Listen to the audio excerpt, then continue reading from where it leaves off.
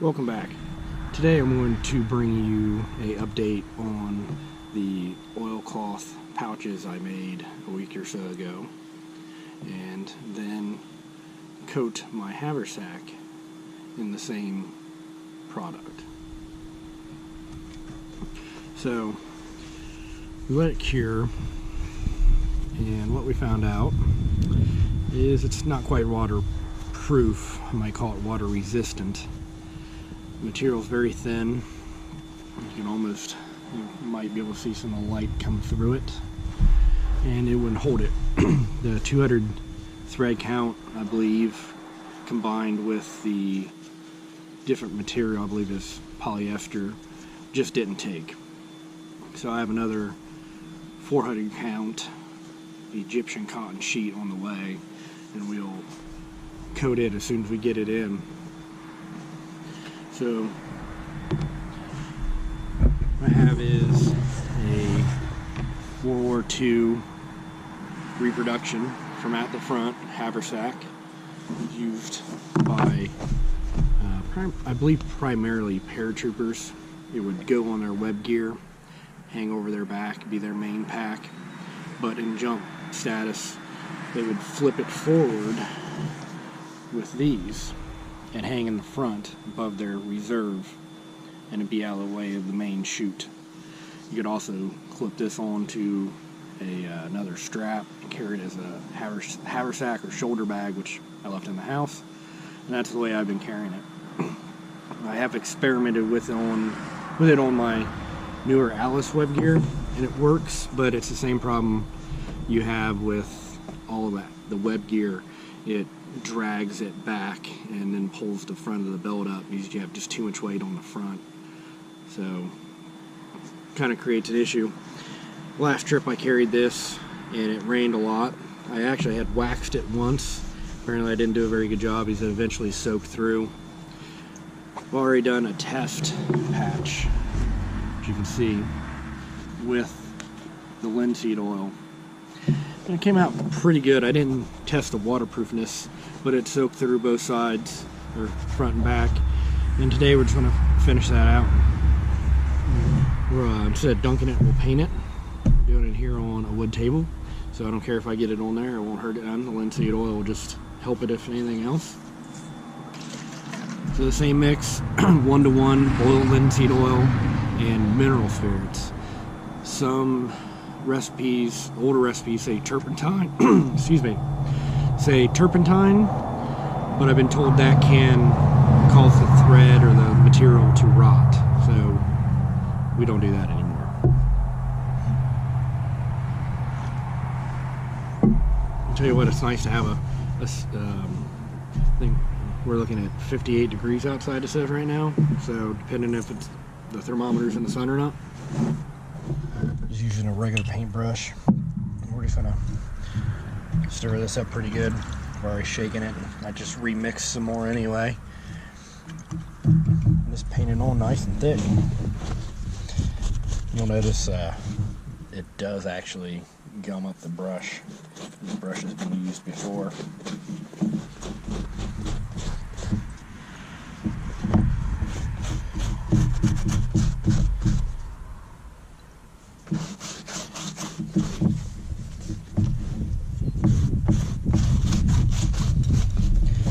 Now I've been considering a hidden woodsman's haversack, but I keep fighting myself on it whether I want to continue to use this one, use my web gear, or the haversack. I keep finding that the more room I have, the more stuff I carry, so this is fairly large. So I might end up getting a hidden woodsman haversack when they get back in stock. Everyone seems to really like their equipment. Quite honestly, anytime I can buy from a small business, US made, I'm gonna do it.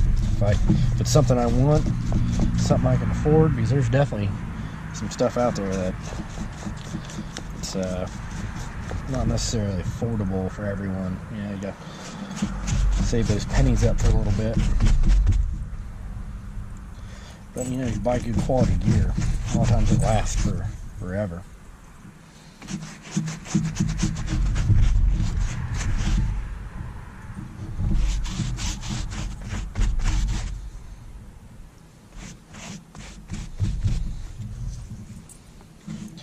Actually, I've been considering a modification on this bag since I don't react with it or anything. The biggest problem I have is the buckles. You know, they're the standard loop through. They take a little bit of time to operate on the trail. I've considered putting some Fast Tech clips on it and bringing it a little bit more modern. We'll have to see what we do there. Sorry, I'm got the dog out here too, and I got to watch her a little bit more. She decided she wanted to play with a neighbor dog yesterday and broke the 4x4 on the end of her dog run. So she can go a lot further than she used to be able to now.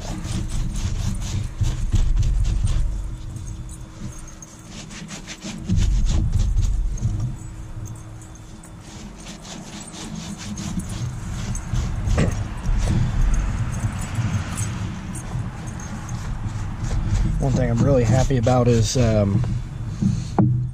was able to get a spot on May 12th with David Canterbury. Hopefully he's going to be there anyway. His school, a youth, I don't remember what they call it now, it's a youth class. He's offering for about 30 people in May. So I was able to get a spot in there with Landon, the young kid you've seen in my previous videos, which is my fiance's youngest. So he should enjoy that. Also, Jason, who I hike with, he picked up 2 spots for his boys. So we're all going to go down, and with hopes the class is 7 a.m. to 7 p.m. So Dave doesn't really tell anyone where he's at, so we have an idea where we're meeting him. So we're gonna try to do a overnight afterwards, maybe at Lake Vesuvius. That's one of the closer ones, but that's yet to be determined. That's the current plan as of right now.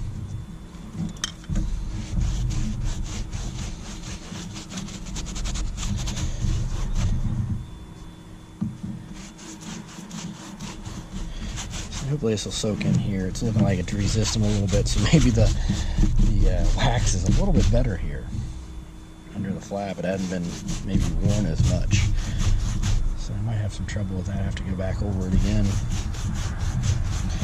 or maybe flip it inside out as well and do both sides and just be done with it. But I'm thinking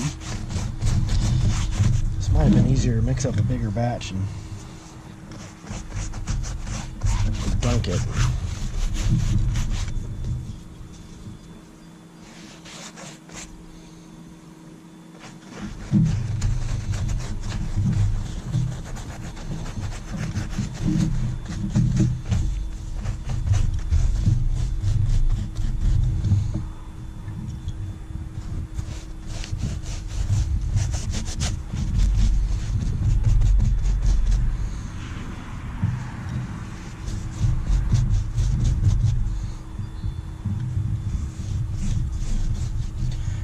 I'm going to treat these straps too, that way maybe it won't soak as much water in, and maybe let it through the back side. Of course, most of the time we don't have any real trouble with getting wet. We've only had one trip real terrible.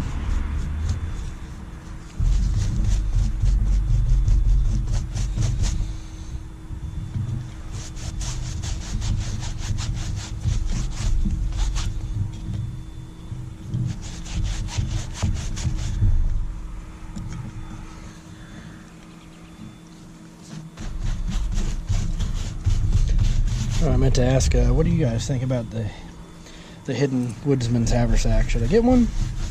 Should I not? Tell you what, it looks like good stuff.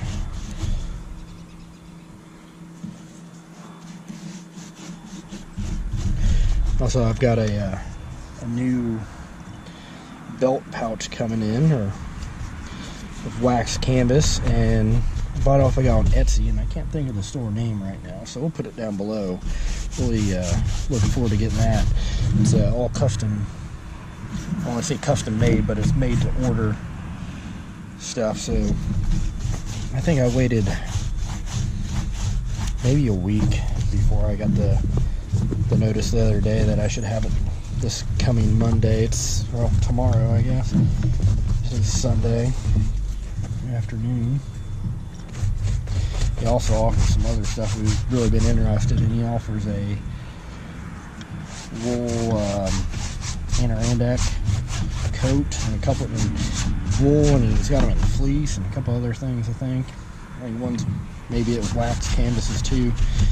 They're a little the wool one is only $80.20, but at the same time it was about $150, so a little less than the Left River, which I've been eyeballing for, I don't know, 5 or 6 years. I've never bought one. It seems like I never get a lot of time out in the woods anyway, especially in the winter. We're trying to remedy that now. Just with work schedules and timing and procrastination, it just hasn't happened. And pretty much, I think I've probably said it before, if we go anywhere where we can just camp in the woods, we've got at least a 3-hour drive.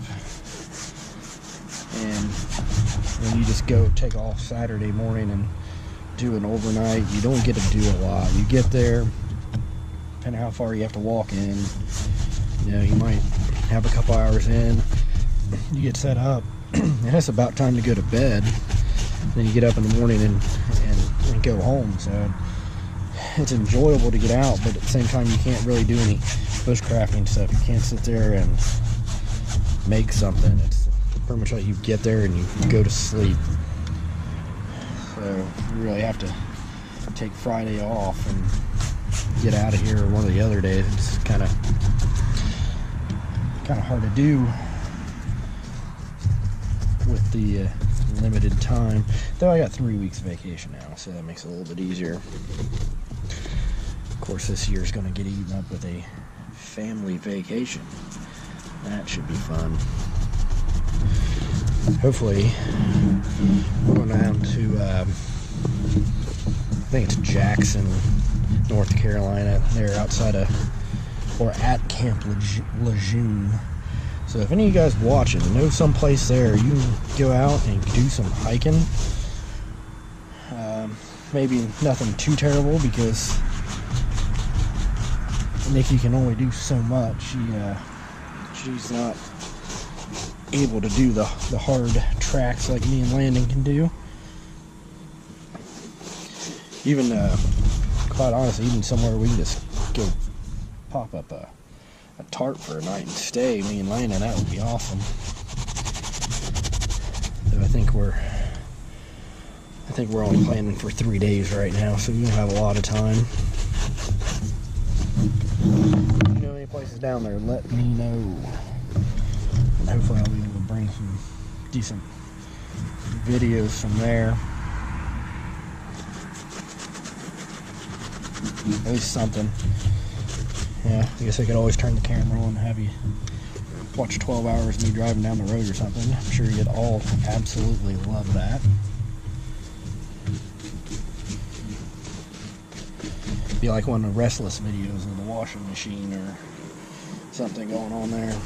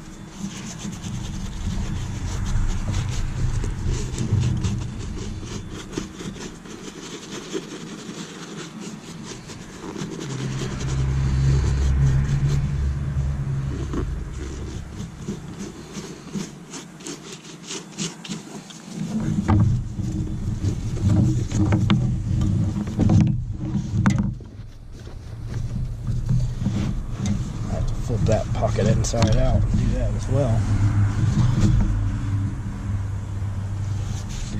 To get the inside of the bag.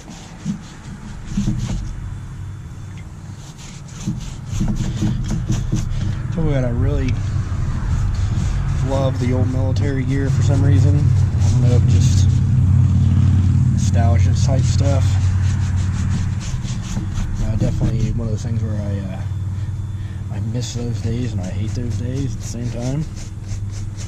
It's kind of funny. I think what it boils down to is you miss a lot of it. You miss the people, and part of it is you miss the excitement. You know, not a lot of things you can do to get your dander up, like being on a two-way range with people that don't like you. Really killer adrenaline rush, I would think some people would say. At the same time, it's a terrifying experience. I think it's like just how you don't know you've lived until you've really thought you haven't, or had an experience that made you think about not living.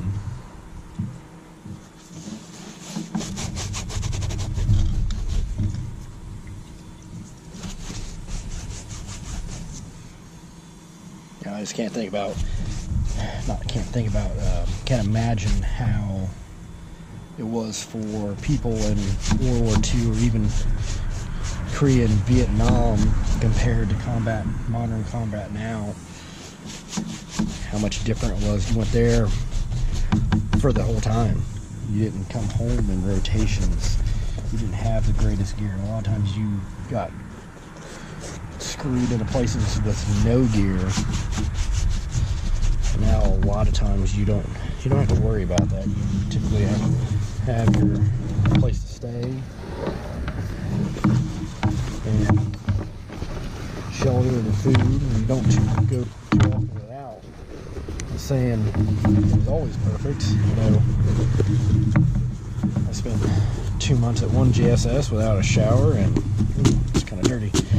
And all we had was MREs to eat, which was terrible, and everyone thought it was the worst thing in the world until you compare it to other people's experience. I think we got off pretty light, except for something we've been doing for a very long time. 17 years is, I think it's going on 17 years. Yeah, 17 years is a long time to be at war.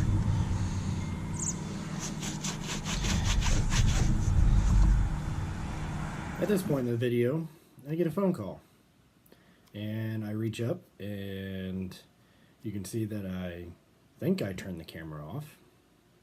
So I recorded the next 20 minutes or so of me not being there.